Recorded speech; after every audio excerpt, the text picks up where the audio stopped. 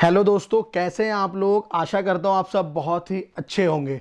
तो आज हम स्टार्ट करने जा रहे हैं, पढ़ने जा रहे हैं, सुनने जा रहे हैं सौतेली माँ की कहानी। ओके, सो गाइस, पूरी सुनना बहुत इंपॉर्टेंट है, बहुत अच्छा कुछ सीख मिलेगी हमें इससे।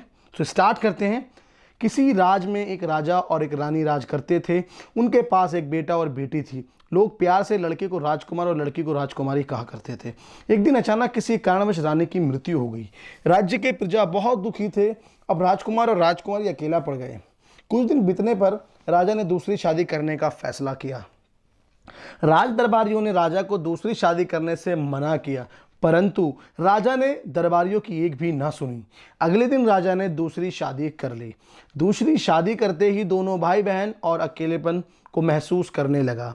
राजा नई रानी की प्यार में लीन हो गया और राजा के पास 14 जोड़ा गाय थी। उसमें से एक धेनु था। नई की रानी को 1 साल बाद एक लड़का पैदा हुआ। नई की रानी को अपने बेटे से प्यार, सौत के बेटे बेटी से नफरत होने लगी। अपने बेटे को सदा प्यार करती और सौत के बेटे को सदा फटकारती रहती। अपने बेटे को दूध मलाई खिलाती और सौत के बेटे को सदा फटकारती रहती। अपने बेटे को दूध मलाई खिलाती और उसको खुद्दी चुन्नी का रोटी खिलाती। राजकुमार खुद्दी चुन्नी को लेकर धेनु गाय को खिला देता था। बदले में धेनु गाय पर भर पेट पिला देती थी।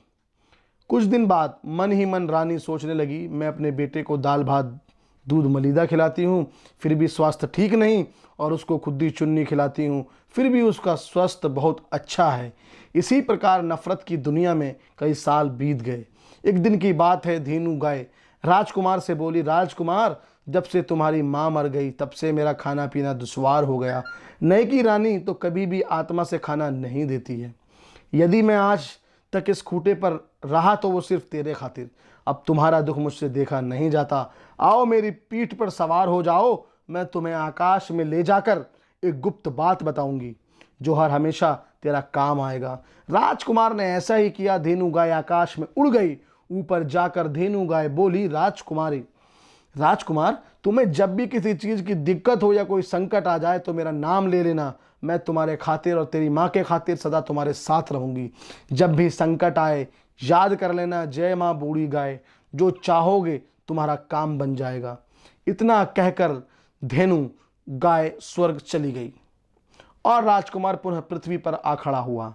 अब जब कभी राजकुमार को किसी भी तरह की परेशानी होती तो वो जय माँ बूढ़ी गाय कहता और उसका बिगड़ता भी काम बन जाता।